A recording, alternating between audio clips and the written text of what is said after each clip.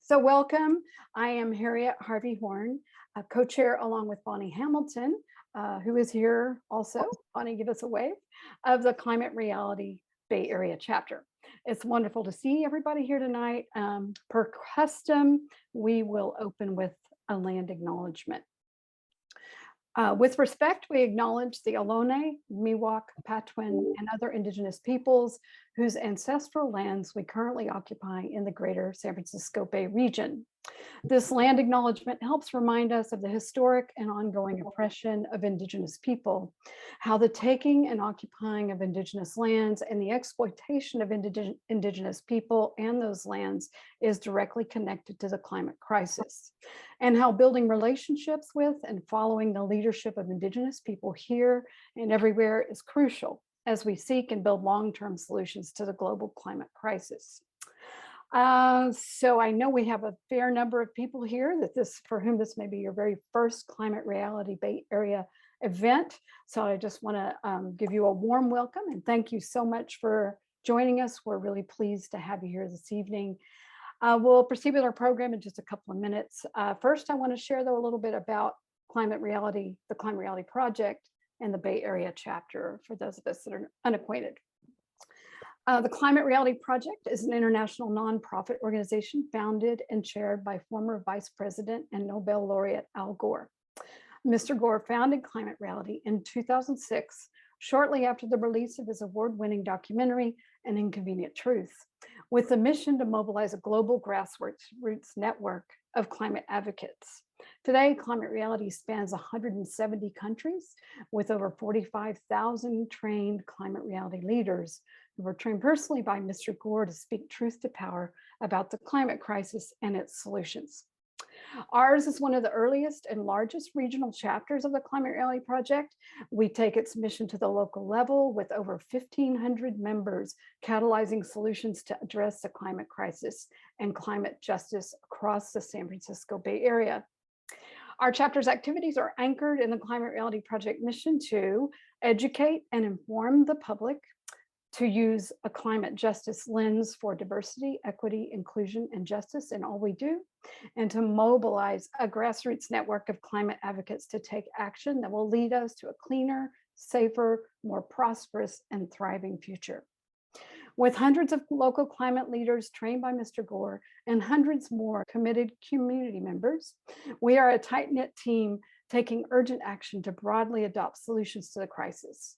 We have local county squads and teams focused on policy action, climate justice, alliances, education, youth and young adult involvement, as well as business engagement. Our goal is for the Bay Area and California to lead and serve as a compelling model of a regenerative future for the rest of the United States and the world. We invite you to learn more about our programs and teams and ways to engage with us by visiting our website at www.climaterealitybayarea.org. So without further ado, I'll introduce the speaker. I have to say personally, I'm just delighted to have Peter here this evening. I met him in 2018, shortly after I was trained by Mr. Gore, one of my first encounters with another organization beyond Climate Reality, and I've continued to follow their important work to bring visibility to the concept of climate restoration as one of the three critical tiers of climate action. Just like I say, very, very pleased to have Peter here and glad he was able to make the time for us. Peter is an MIT educated physicist and engineer, a serial entrepreneur, a philanthropist, and a social innovator. He has worked at NASA and the Fairchild-Schlumberger Artificial Intelligence Lab in Palo Alto. He has taught at MIT and developed his own machine vision company, Automated Visual Inspection LLC. He holds 27 patents and is on the board of Solar CapEx, a fintech company designed to help complete the global transition to 100% clean energy by 2040 by tripling the rate of investment in solar projects. Peter's mission in life is to leave a world we're proud of for our children. In service to that mission, he has a 30-year track record as a citizen lobbyist for global poverty reduction and climate policy. Peter is the founder of Foundation for Climate Restoration and the author of a new book that we'll be hearing about this evening, Climate Restoration, the only future that will sustain the human race. And with that, I'm very delighted to turn over the microphone to Peter Fiekowsky. Great. Well, thank you very much. What a great introduction. And of course, as I mentioned earlier, my co-author, Carol Douglas, is on the screen here. So, and Carol, thank you for your many, many years of collaboration and partnership on this. Thank God. So, so I want to start out by just telling you the main point of the whole thing. And that is, we all want to restore a climate that humans have actually survived long term. We all want to restore a sustainable population because we want humanity to sustain, and making those goals explicit is very important. And the big takeaway is we've got all of the technology and finance and knowledge needed to do both of those. And so now what's needed is creating the political will that we actually want to do it. It's a shift for humanity. So let me get my screen sharing.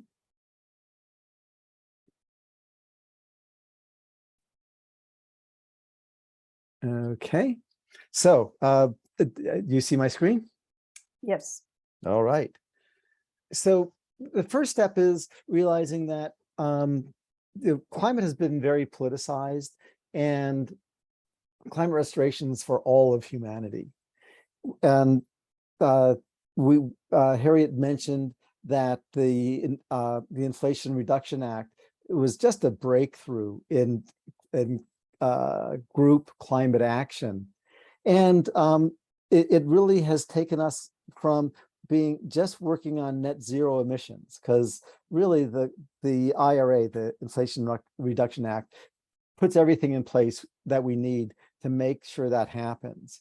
And now we can focus on the end goal that we really want, and that's restoring the climate, getting the climate back to what humans have survived.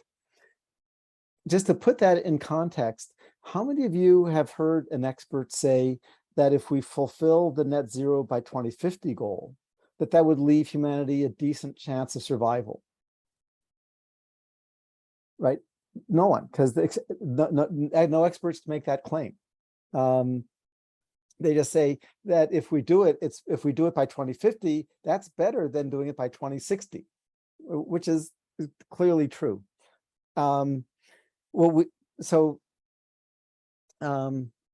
This summarizes the fundamental. We want to restore a climate. We have what we need, and we also want to restore the population. And I'll talk a little bit about the population. Now, here's the interesting parts, is that I'm going to tell you about the climate restoration solutions that will get the carbon back down to pre-industrial levels. It turns out they all copy nature. They don't just mimic nature, they copy it. They actually use the same techniques nature uses. And so you're worried about, is it safe? Well, we have to make sure it's safe, of course, but it always helps to know that it's been done before and done safely. The other interesting thing is climate restoration doesn't require trillions of dollars, as many of us would think.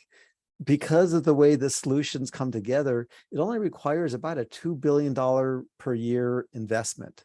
And so that might come from the government, but of course, those of us who've been around government know that it might not. However, the groups that we know will pay for it are our family offices. People like Bill Gates and Bezos and Michael Bloomberg. We don't know which of them would do it, but between the 3,000 or 4,000 billionaires in the world, a couple of them will do it. And so the final thing for us is climate restoration should be it really is the goal of all climate action. We talk about net zero emissions, but that's the interim goal and not the end goal. So just to put this in perspective, this is a graph many of you have seen before. It's CO2 over the last million years. And you can see it going up and down, up and down. Paul Hawken introduced me to this graph. And the line in the middle is the highest level that humans have ever survived. And you can see in the middle, that time 300 30,000 years ago is the only time humans survived 300. Well, you see in the far right that we're up at 420, and the Paris goal is actually for 460. And this is why I say we might survive, and likely Bill Gates' children might survive, but that's not the game we want to play. We've been playing Russian roulette with our children, and in Paris, we moved the goal from 2 degrees warming down to 1.5. And that was equivalent to playing Russian roulette and going from 5 bullets in the barrel to 4, which is great. It's much 4 bullets or even 3 is much better than 5. But what we want, of course, is 0 bullets. These are our children. This is our species, and we don't want any risk of its going extinct. And that's what that line at 300 parts per million is. The thing to focus on here is nature has removed that 1 trillion tons of CO2 that we need to get back from where we are down below 300. That's happened 10 times in the last million years that you can see. And so the good news is we don't have to reinvent the wheel. Now, with technology, we love reinventing the wheel, but we don't need to. We can actually use the methods that nature has developed over the last billion years. And so the thing to notice on this graph is that the CO2 level goes down. Let's see. Oh, yeah, you can see my cursor. The CO2 level goes down. So this is where humans evolved 150,000 years ago. And then it goes back up again. And so wherever nature is storing it, the CO2 can come out of solution. And that gives it away that it's actually in the ocean where nature stores it. And I'll tell you more about that. Now, this is a shorter term. So this is just since the last ice age. So the far left is the last ice age that you saw on the far right of the last graph. And so this is 12,000 years. And on the left, you can see the planet warming up and then stabilizing. And we had a stable climate for a long time. And that's why we were able to develop agriculture, because the plant that would grow were stable long enough for us to learn how to to do it on purpose. So the thing I want to point to here, I don't want you to learn everything about the methods. I want you to realize that there are methods that can do it. People have been focusing on the solutions to climate. And the important thing is, what's the goal? This is the thing I learned from Sam Daly Harris in my years of working with results is, if you have a specific goal with a due date, you produce miracles. We all know about President Kennedy's moonshot in 1961, and he said, we're going to land a man on the moon and bring him back safely by the end of the decade. Very clear. It's clear what it would look like to fail and what it looks like to succeed. And we succeeded. What's interesting is with the climate, we have all the solutions in hand now, which I'll be telling you about, and there will be more coming down the pike. But with the moon, in 1961, we didn't know we didn't have any rocket that could go to the moon. We didn't have the radios. We didn't have the navigation. We didn't have batteries. We didn't have batteries that could go to the moon. We didn't have life support. All those had to be invented from scratch, and we still took it on. And so those who might say, well, we're not sure if we know how to duplicate nature, and I hear that very often, cut them some slack and realize they'll understand it's like much easier than going to the moon was. Nature's main pathways to get the 1,000 gigatons or 1 trillion tons of CO2 out, which takes us back to, I call it our safe harbor, that plateau on that last graph where the CO2 levels that allowed agriculture to develop. I call it the safe harbor because when a ship is in stormy seas, a captain will point the ship to the nearest safe harbor. And so if some shipmate says, listen, I've heard And I have a theory that there's a great island we could go to. The captain is going to say, that's great, good for you. We're going to the safe harbor where we have been before. And that's the CO2 levels below 300, because humanity has survived for thousands of years at those levels. And we never have above that. So nature does that with two primary pathways.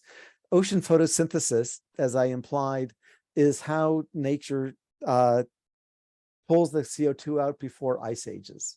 And when I think of oceans, I tend to think of a blue ocean like around Hawaii. But if you think about it, blue is not green. And a green ocean is when you have where you have photosynthesis.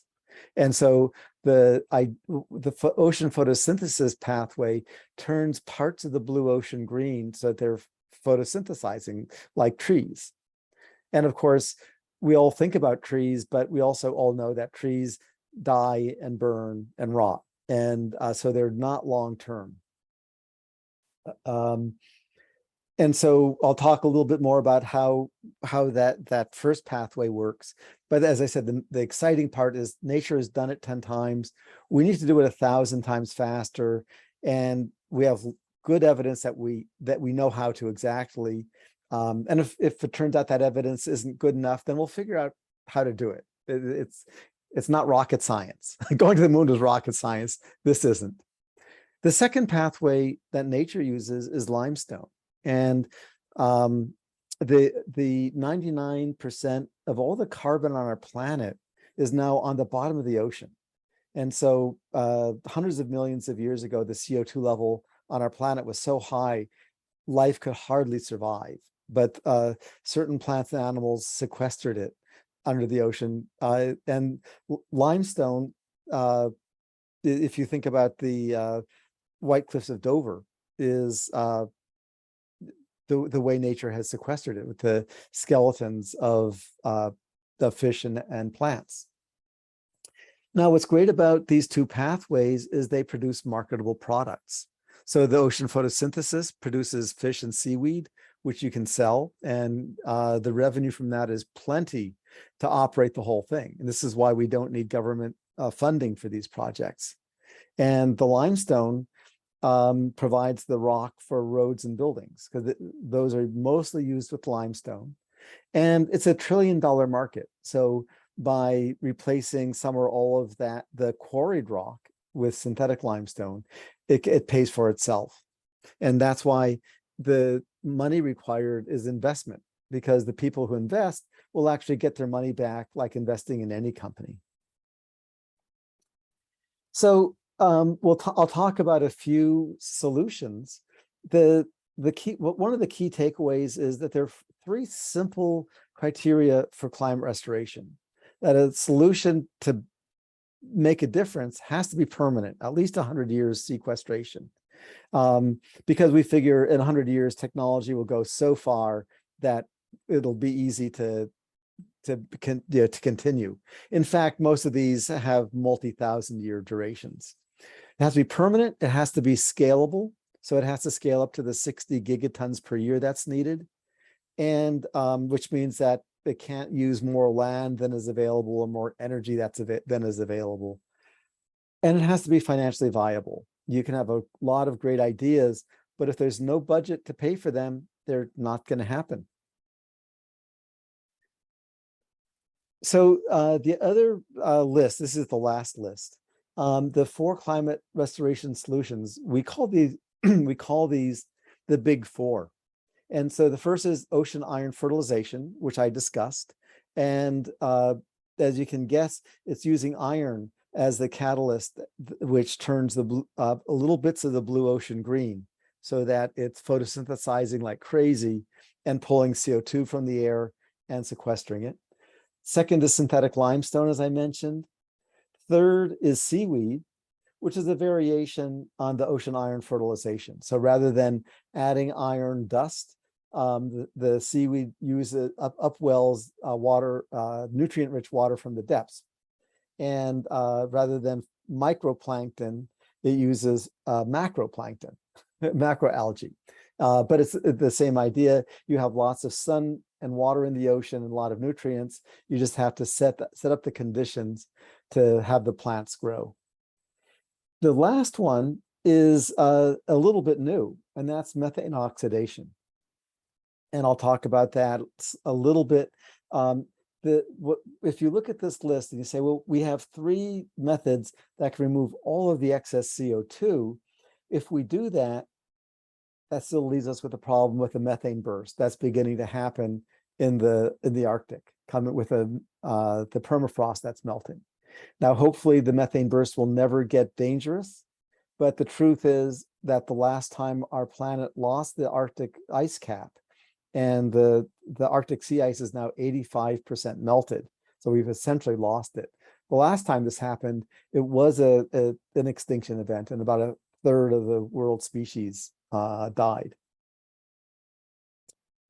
So a little bit about the first one, iron fertilization. The trick to turning blue ocean green, again, in just limited places in limited time, because nature does this with dust, and dust always has a little bit of iron in it, and that dust could come from volcanoes, distributing dust over a few hundred miles from the volcano, or from a dust storm. Yes, if you think of the Sahara Desert, and you may recall the dust storms that blew across the Atlantic a couple of years ago, those were pink dust storms, and that pink was iron. Indeed, if you look at the Atlantic, where the dust blows across from the Sahara, that Atlantic is really green because it has the iron it needs. Now, the way it works is, in practice, is they do it in an eddy, which is about 100 miles in diameter. And what's great about that is they apply the dust in the iron dust in the eddy, so it's very fine, so it doesn't sink. And but it keeps the enriched water contained, and so it actually goes through a whole evolution, not evolution. The ecosystem develops because you go from one type of phytoplankton to another as the nutrients change.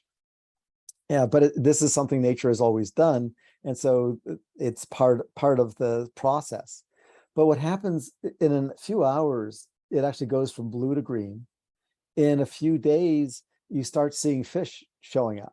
Somehow the fish can sense. There are sounds, I'm told, that the phytoplankton and zooplankton produce that tells the fish, basically, there's a luncheon buffet here.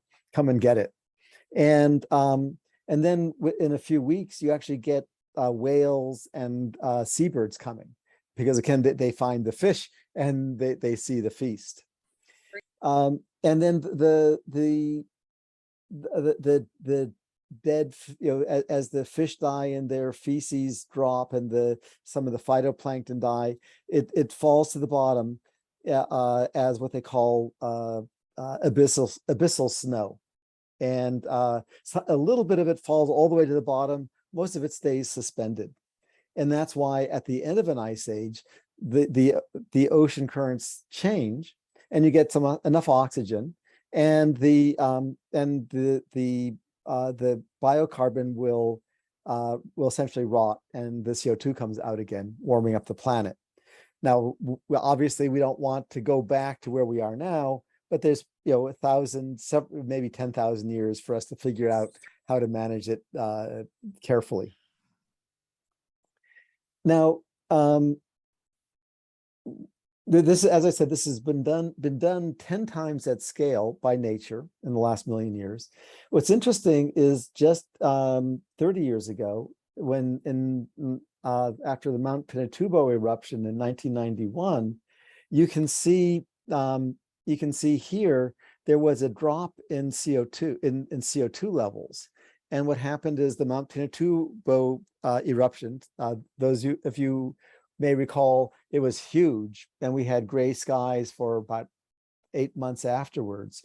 When that dust fell into the ocean, provided the iron, and you can see the iron stayed sequestered for at least 30 years, and probably the theories say 1,000 years, but we didn't have any science for detecting this in 1991. So all we have is this historical CO2 record. But the point is, 24 gigatons of CO2 were removed and sequestered in the deep ocean just by that one event. And in practice, we would use about 500 eddies every year, which is about 1% of the ocean. So if the productivity is less than what was measured 10 years ago in the first test, then it might be 1.5 or 2% of the ocean, but it's still a very tiny fraction of the ocean, because we don't want to do the whole ocean. And I'm emphasizing this because people get scared sometimes because they think that we would fertilize the whole ocean, which would clearly change the whole planet's ecosystem. And no one thinks we should do that. No one does. When people say that, it's just fear speaking, not practice. So the second of the big four, as I mentioned, is limestone. And I love this picture of a limestone in someone's hand, not limestone, of an oyster, because oyster shells are limestone. They're calcium carbonate. And the point is, a lowly oyster, this little tiny animal, which has not much circulation, not much energy, produces this big shell, and in just a year or two. And the point is, it's easy. People often fear, like, oh, it takes phenomenal amounts of energy to remove that much CO2. And with an oyster, it doesn't. Now, in the iron fertilization, we have all the sunlight. So it does take a lot of energy, but it's free sun energy. In the case of synthetic limestone, it actually produces energy, which is why a cold-blooded oyster can do it. And so I already mentioned that 99% of the carbon is on the seafloor. Here's a picture of the White Cliffs of Dover. I can't wait to visit it myself one of these days. So those are the two main ones. And I want to bring us back to, why are we doing this? And we're doing this because we want to leave our children a world that we're proud of. This has been my mission for 30 years. So let's enjoy the smiling faces before I get back to a little technical stuff. Okay. So this is another CO2 graph. Now, you may be asking, how come we're looking at CO2, whereas the UN often talks about 1.5 degrees of warming or 2 degrees of warming? And the answer is that if we're measuring CO2, we know exactly how to reduce CO2 levels. We know how to remove CO2 because we've been doing that in submarines and spacecraft for many, many, many decades. And we know how to reduce CO2 levels simply by removing CO2. And we've known since 1880, for about 140 years, we've known that the cause of global warming is excess CO2 in the air. So anyway, so the top graph here is CO2 emissions going down 80% from 2020 levels by 2050. And this is basically the Paris goal. And I've made it a little softer, so if you're saying, I'm not sure if we can really eliminate all those emissions, what about airplanes? What about ships? What about cement? What I'm saying is, well, I think we actually can remove those emissions, but let's say they're more difficult and we can still restore the climate quite easily. So going down from the emissions, we have the removals. So the pink is the ocean iron fertilization. That is what nature uses, and we can do it. We can scale it up very quickly. And when we do, what you see is we get to net zero by 2027. And obviously that's a lot better than getting to net zero by 2050. And that means that the CO2 in the atmosphere starts going down after 2027. And then you'll see the synthetic limestone takes apart and the seaweed takes apart. The point I want to leave you with here is that this is a project.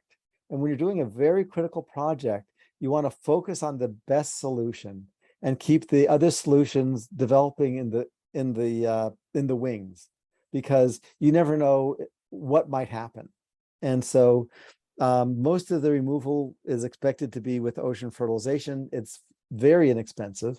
One of the 500 eddies costs just a couple $1 million to do the fertilization and remove about 100 million tons of CO2. So very fast, very inexpensive. Synthetic limestone can be scaled up, but is 50 times more expensive, 50 times more capital to build the factories to do that, and the distribution and the regulations and so on. But it's doable. But the companies doing that, they're actually raising money fairly rapidly, because the cement and concrete companies are very interested. And the seaweed is more the same. Excuse me. It's a little bit more expensive than the synthetic limestone. And so we're keeping it developing in the background. But we get down to 60 gigatons removal per year. When we do that, now, if you're familiar with the IPCC reports, you can see the top one here is the CO2 over time. And we're at 2020, right here where the lines diverge, because this is just history. And so you can see the CO2 going up from 1850, from 280, it crossed 300 in 1920. And it crossed 350 in 1988. So 1988 is when we hit the tipping point, where the likelihood of our surviving, we were already over 350, and the likelihood of our survival was already about less than 50% by 1988, unless we get the CO2 out. And so then for historical reasons, the UN only provided us with these are the two best options the UN provided. And you can see it leaves CO2 at, gets to 460. It's a bad deal for humanity. What we want, of course, is to get the CO2 down below 300 by 2050. And so the 60 gigatons per year removal takes us down this curve. We reduce it till the end of the century. And the result is that the temperatures, and here you can see the global temperatures going up and down. Here you can see Mount Pinatubo. When it blew up, it cooled the planet by 0.5 degree. And there are other volcanoes here. We're up here at 1.2 degrees warming, but the good news is we get to 0 warming in 2100.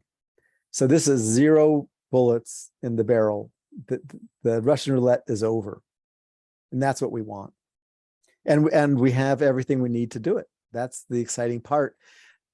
What we need for our advocates for the climate reality groups is to talk about, now we've got the IRA, the Inflation Reduction Act. Now we need to go all the way to 0 warming in 2100.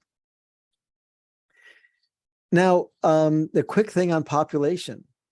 The cause, people haven't talked about this, but it's really important, because you want to get to the root cause. There have been authors who said, well, the root cause of global warming is capitalism, and they say it's technology. The population is the reason. If we had kept our population stable, you can see it was stable for 10,000 years, just going up very slowly. If we had, as we increased our child survival rate, if we had reduced our birth rate proportionately, the global population would be 1 or 2 billion now. And even if we were still burning coal, CO2 levels would be way in the safe range. Now, we don't want to burn coal. It's a huge health hazard, a huge environmental hazard. But once we realize that we can get the CO2 down, and we can get the methane down, and I'm not going to take we can discuss that later if we have time. But and so the methane burst we have the tools to prevent that from being an extinction event. It's not expensive. It's $1 billion a year. Then you realize, oh, we have to plan to restore a sustainable population. And the really good news is all we need to do is get the birth rate back down to what it is in Italy. And it's already come down about threefold from, or yeah, 2.5-fold from 5.2 in 1960 to 2.3. And we know how to do it. The secret is there's only 15% of the population you have to influence, just 15. And that's women from 15 years old to 40. That's the people who give birth. At the end of the century, everyone here will have died natural deaths. It's only the births that are required to restore a sustainable population. And here you can see the graphs of that. The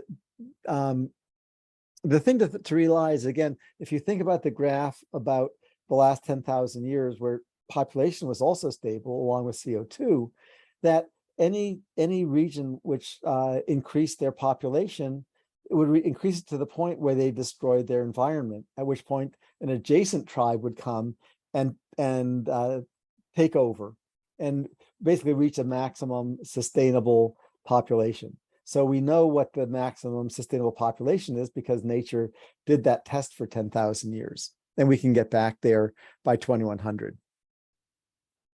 And I'll skip over this. So the end of the story is the big four are all ready to scale. We need funding, which will be, could be government and would definitely be commercial, but everyone needs the encouragement of the advocates. And that is it. So I think we're ready for questions. Harriet, are you managing questions? You're muted. Oh, Sorry, I was muted. Okay, yes. we're good. You want to stop screen sharing? So Oh, yes, I do. Thank you. okay, great. How could you read my mind so well? Oh, I don't know. Just, one of those things. Pretty easy. Wanted to see everything. All right, good. Well, we did have some questions come up in the chat. So why don't we start with Jeffrey's question. Isn't most limestone used in construction used to make cement, which is high energy intensive? Great question. Good news is that's not quite true. And so most of the limestone is used to make concrete, and concrete is about 80% rock, limestone, rock, 10% sand, which is mostly limestone, and 10% cement. And so this the usual way of producing cement produces a lot of CO2. That's true. What's exciting is that when you use synthetic limestone, the limestone, a cubic yard of concrete using synthetic limestone sequesters a ton of CO2. And so it's about 4 or 5 times more CO2 than the traditional cement production produces. So even without innovative cement, it's highly carbon removing, carbon negative. And of course, I'm sure you know that there are quite a few innovative cements happening that can greatly reduce the amount of CO2 produced. Just a follow up there, one thing that is an interesting thing for us to advocate for is for with these infrastructure projects that are coming because of the bipartisan infrastructure bill is it reasonable to ask our Department of Transportation when they get these funds to build these projects with net negative carbon concrete? Is Yes. that feasible? Is it there and scalable? It's feasible. It's scalable. One of the things, again, that the people here can do is build the pressure to accelerate it faster. So at the moment, the company that makes the limestone, and here's a sample of it. It's called Blue Planet. That now they're licensing the technology. They're building the first factory, but other than that, they're licensing the technology to cement makes. Well, cement companies are actually concrete companies, and they're all very interested. The good news, Harriet, is that the Biden got a General Services Administration procurement rule in the federal government that says when the synthetic limestone is available, when the carbon negative building materials are available, the government needs to use them as long as the price is reasonable, which will be most of the time. So then the limiting factor is building up the public pressure to accelerate the investment in Blue Planet and the other companies that make the concrete. Excellent. Yeah. And I believe there's a proof point with one of the terminals at San Francisco International, right? So it's actually been. Yeah, it's in use. San Francisco asked for most of the Blue Planet production for the next year or two. They're actually diverting some of it to some very innovative projects in the Bay Area, but the demand is very high. But yeah, it needs to be increased. I'm an advisor to Blue Planet, and they keep me around because I keep pressuring them to expand much faster than is commercially appropriate. Right? To make money, you want to do it gradually. To save the planet, you want to just pour the capital in and really accelerate the development. Right. That's maybe where advocates can help, right? Yes. All right, excellent. So Francesca asks about methane and any solutions besides just much less animal agriculture. Yes. Well, the methane solution is called, that we work with, is called enhanced atmospheric methane oxidation. And so you may know that methane in the atmosphere has a half-life of about 8 years. So it just naturally oxidizes. There are chemicals in the atmosphere which will oxidize it. Methane, you may know, is natural gas. It's what you have in your gas range if you have a gas range. And if you ever lit a gas range with a match, you know it's amazingly difficult to do. It's not impossible, but it's surprisingly difficult. So when nature oxidizes methane in the atmosphere, it's fairly slow. The method that we're developing doubles the rate that nature does it. And so what that means is the methane emission from wetlands, from waste dumps, from, of course, cattle, from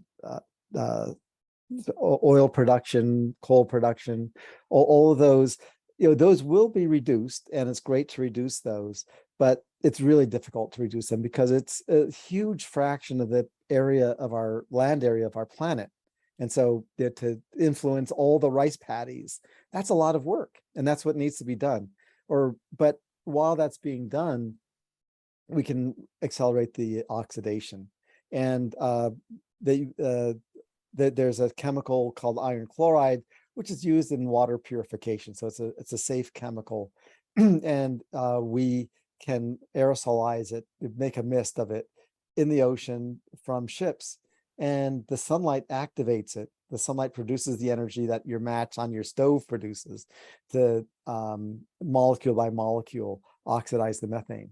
And so it's very exciting because we can totally ensure it looks like we can totally insure ourselves against a methane burst, which is fantastic. It's great to worry about those things because if you're like me, and I think a lot of you are, I heard about methane bursts about 10 years ago, and I thought, oh my God, that's hopeless. All I can do is pray that it happens next century when I'm long gone.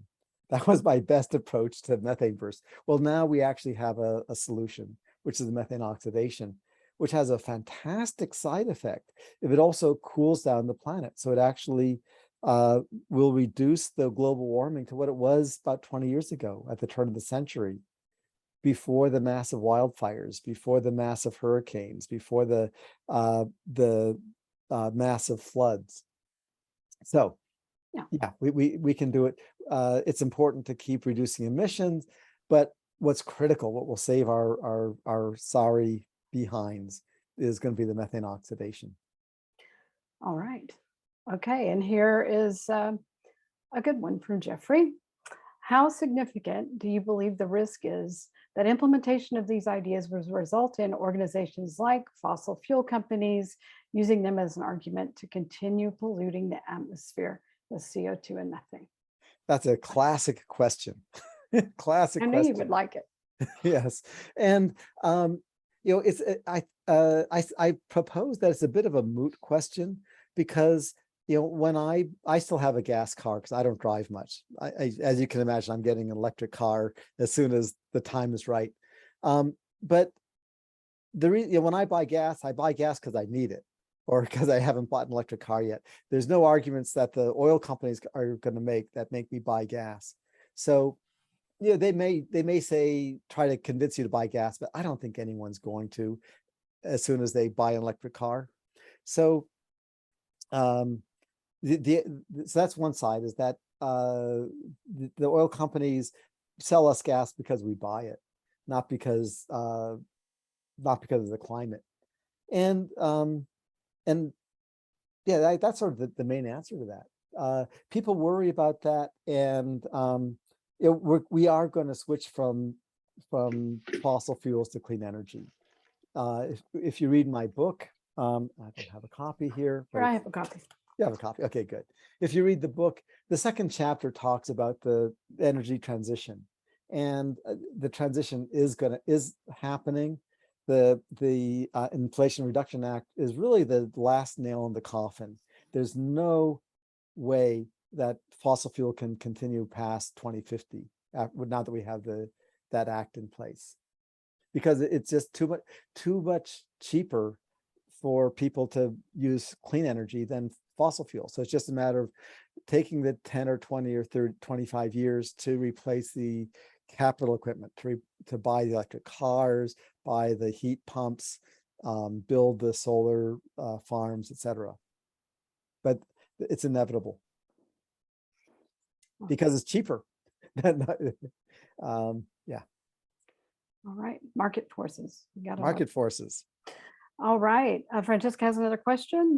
Potential side effects of iron fertilization in the ocean, like food chain, magnetic fields, increased iron mining. Yeah. We Okay, look good. at those Great question. unintended consequences. Yeah. So, so far, all the unintended consequences have been beneficial. So a test was done 10 years ago in the Gulf of Alaska with one eddy and about 70 tons of iron ore dust. And it produced a lot of fish, which they expected because the phytoplankton is food for the fish. But they didn't expect 2.5 years later, there was a burst of of baby whales, because the mother whales had food, and so they had a lot more babies than they had when their food was scarce. So that's the major unintended consequence that's been seen. There are a lot of feared ones, but the fears are don't make any scientific sense. So people say, what about bad algal blooms? Well, the bad algal blooms all happen near the coast or in lakes. That never ever happens. There's no record of any bad algal blooms happening in the deep ocean. The amount of iron in the deep ocean is 1/1,000,000th of the amount of iron in the coastal area. So when you increase that amount of iron by to only 10,000ths of the level of the coastal, you're still nowhere near the conditions. There's two other side effects of the ocean fertilization. One is that when the biocarbon falls, it starts oxidizing until it runs out of oxygen. Well, that always happens in the ocean. And so you'll have different areas where there's low oxygen. But that's for the last billion years, nature has been used to that, and fish know how to deal with it. There's always a little bit of adjustment, but again, that's nature. That's how it works. And along with the oxygen depletion, there's also a certain amount of a depletion of other nitrogen and phosphorus, other nutrients.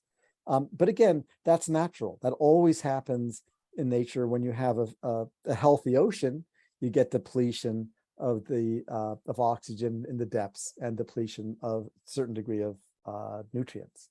So there's no known bad side effects, but the scientists are very wary of that because it's just terrifically important, and they're watching for it. Here's the really good news. If you're a business person, you realize that the funding for the ocean fertilization comes from the sale of the fish in the fisheries. So as long as the ocean is healthy and you have a lot of fish, it happens. If something bad happens and you don't get any fish, they stop doing it. So, and because it's localized, within 6 months, the ocean comes back to normal.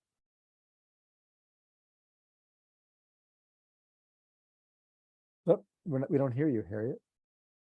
Sorry, I muted because there was Okay. some noise in the background here I was trying to get. We So, can't hear it. Don't worry about it. okay, good.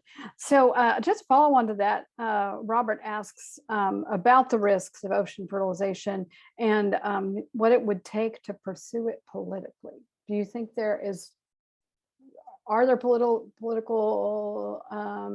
is there opposition Yeah. there? And what Yeah. are things that need to be surmounted? Yeah, well, just there's a bill being written by a congressman to fund the science of ocean fertilization, so that more of the science can be done in parallel with the implementation. And one of our California Democrats said, "Listen, I'm not going to co-sponsor that bill because because that could encourage oil companies to sell us more oil." Which doesn't make any sense, but it's a political argument. So the biggest opposition right now is just political. And that member of Congress has not read my book, I'm almost certain, because if he did, he'd understand. So the opposition is primarily in the progressives asking the obvious questions that just need to be answered correctly. Okay. And and that's going to be true for Al Gore. Al Gore has been mildly in opposition to climate restoration, not because he doesn't want our kids to survive, but just because politically that's where you've had to stand. But I have no doubt that Al Gore wants our children to survive well. And once it becomes politically acceptable to have it be a nonpartisan issue, rather than having climate be partisan, it looks like everyone comes on board. We're saying a different way. I've never had a conversation with someone where they came away opposing doing these things. Yeah, and there's been some, vilification of the term geoengineering, and certainly within the environment and climate community, that tends to be something that can be, I don't know, sends up some flags for a lot of people. And I know that's a topic I've heard you address before. Would you like to give us a few words on? Yeah, on geoengineering. Yes. So when people ask me about geoengineering, what I tell them is, well, I like to call it terraforming the earth. We want to make the earth look like Earth again. And that usually silences them because they say, yeah, I guess we do want the earth to look like Earth again. And that's really the beginning and ending of geoengineering. Part of it is it's hard, humans and even nature has never been through this phase where we're knowingly extinguishing life on our planet. And we have to do new thinking. So the old thinking was, let's stop damaging the planet. And that's what net zero is. Stop damaging the planet. Well, at this point, we could stop damaging the planet and honor Mother Nature. But if you think about it, Mother Nature sort of wants to get rid of us at this point. They say, like, flick us off like a flea. And so it's up to us if we want to survive, and we do. It's up to us to call the shots for a while and stabilize the planet so that we can survive. The CO2 levels we have now, they're the ones that T-Rex, the dinosaurs, liked. They're not the CO2 levels that humans have ever anywhere close to what we've survived.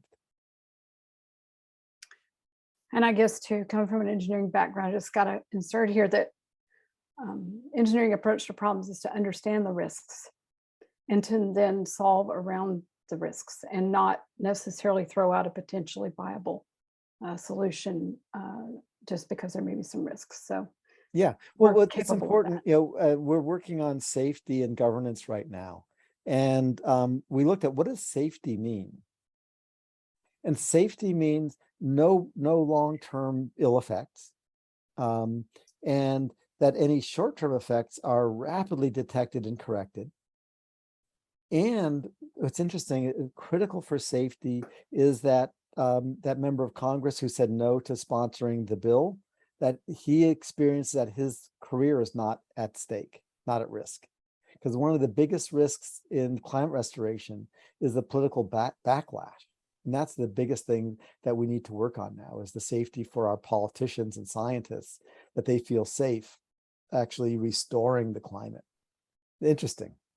I just realized I gave a talk last week in Maine, and that was where I realized that it's the politicians that are have the most risk. Right. There you go. Interesting. I know it. Well, right. Depending on their careers, perhaps. Exactly. Okay. And we know how to deal with that. Yeah. Yeah, we do. Okay. So, and there are a couple of other questions I think about, maybe some definitional things. Maybe these could be taken care of pretty quickly. One about the synthetic limestone. Is it also referred to as rock weatherization, ERW? And then Ah, Carol asks, that came from Alan, and then Carol asks an ad about Aramco that promotes a better, stronger concrete that removes CO2, wanting to know how those relate to what you're talking about. yeah. So enhanced weatherization is not synthetic limestone. So it's slightly related, but there are things you can do, like grind up the salt rock very fine, which takes a lot of energy, and put it on soil, and it becomes it helps fertilize the soil, and that the salt will absorb a certain amount of CO2 from the air. But as you can imagine, it's a slow process, and it doesn't, you need, if you want to remove 1 trillion tons of CO2, you need 1 trillion tons of rock. That's like a whole mountain. That's just not going to happen. So on the other hand, creating the limestone out of from CO2 and calcium, we already use about that much limestone, so that all the industrial infrastructure for doing that is in place. We just have to add the chemistry to do the synthetic limestone, replacing quarried limestone. Okay, good. And the questions keep coming in the chat. What I think we want to do, we kind of set an official ending time at 7:15, which is 8 minutes from now. What I'd like to do, I mean, and some of these overlap, and some of the things that are coming through are kind of mostly comments with maybe sort of a question in there. So what I might like to do is just for the next 8 minutes, open up the floor to people who may have put questions in the chat that feel like perhaps they haven't been addressed yet. And then also Peter has graciously agreed to stay a few minutes later if there are still questions remaining after we make our official close at 7:15. So why don't we have if someone wants to raise a hand that has a question you feel has not been addressed either through the people responding in the chat or by Peter already.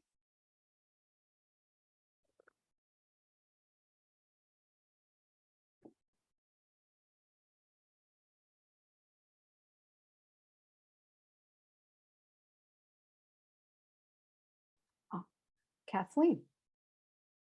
Hi. Yeah, I had a really basic, hopefully not too terribly dumb question about just what's the source of all the iron that would be used. I don't have a sense of Yes. quantity that you're talking about, but is this going to increase the need for iron ore mining? Great question. I left that out. No, it's it'll have no impact on iron ore mining at all. The amount of iron needed is roughly the amount of iron dust from one steel mill, and that's it for the whole planet.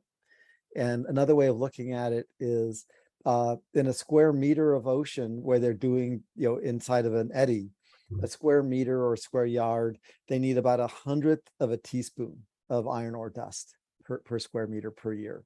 So it's an unbelievably small amount.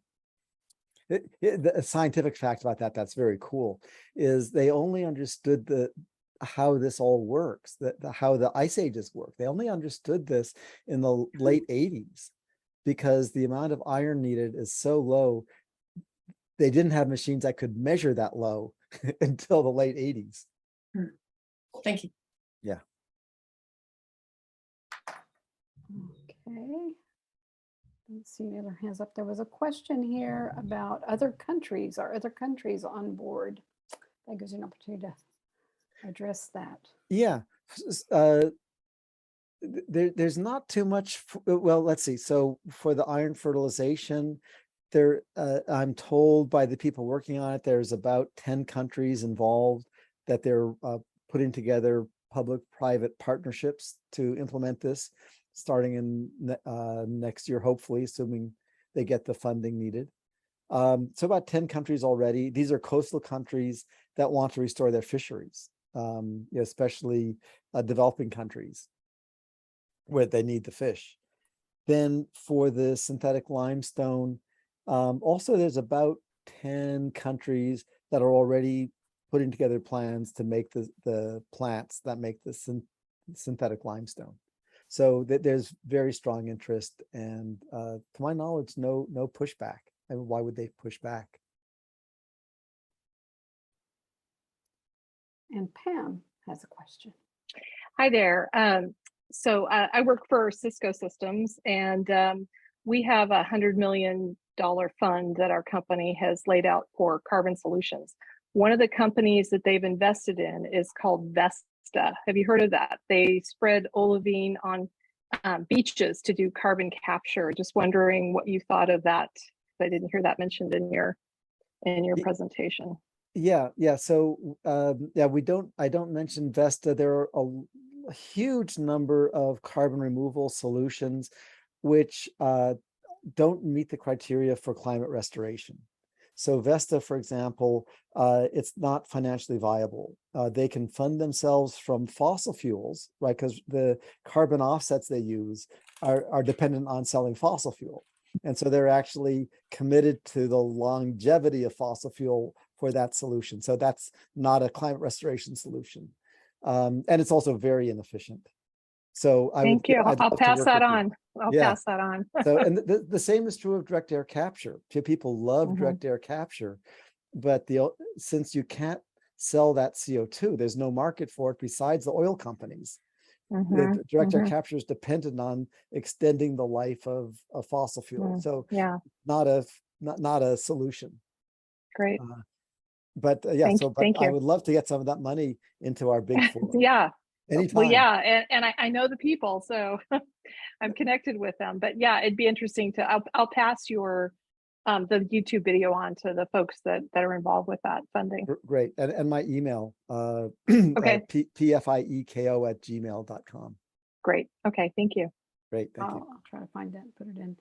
There was we'll maybe take one more. We'll take Alan's question and officially wrap up. Somebody has asked whether the slides could be shared. Sure. Yeah. Okay. All right. So we'll make that available in a follow-up email once the YouTube video is posted to all participants. And Alan, did you want to ask a question? Yeah. So, I mean, you alluded to it, and you said that political will is probably the most difficult obstacle to overcome. Yes. And so, in a capitalist system based on profiting, and there's so much money, so much profit from the oil industry going towards lobbyists. What do you suggest we do to counteract that? Yes. Very good news on that. What we need to do is promote the concept of restoring the climate, and that's all. So all the people who've opposed these things, again, I mentioned the Democratic member of Congress. The only reason he was opposing the work we're doing is he was not familiar with the concept of actually restoring a climate that humans have survived long term. He was saying, in his mind, he was going with the UN goal of zero emissions, and removing 1 trillion tons of CO2, it doesn't intrinsically reduce emissions. And so we need to just promote the idea of restoration, and everyone comes along then. So it's actually a very easy lift. And my goal is to actually get that lift done by the end of the year. Well, the end of the year is coming. Let's say by a year from now. But let's go for the end of the year. Why not? It's only our kids at stake. Alan, does that answer your question? Oh, you're muted, Alan. Thanks. No, that was good. And I appreciate your optimism. Yeah. Well, here's the thing, Alan. Do you have anything better to do than this? No, I spend a lot of time doing this. Exactly. That's the optimism. It's like we have the solutions. We're not going anywhere other than restoring the climate. And just, everyone on the call who's part of my team, thank you, thank you, thank you, including the people who will be on the team going forward. Yeah, I think one of the images that was in kind of one of the earlier renditions of your presentations was of the three-legged stool of climate action. And I really, that image really helps me. The three legs being emissions reduction has to still happen, or this still won't stand. We need to put more and more effort now into resilience measures to help people survive. And then the third being climate restoration, to draw the stuff out and to restore things to a healthy level. So I, again, just contributing that. Yeah, thank you. Okay, excellent. So this we'll go ahead and just do our official end here. And like I say, anyone and everyone who's interested in asking more questions or hearing the answers to more questions, please stay with us. But officially want to thank Peter for joining us. Thank all of you for joining us.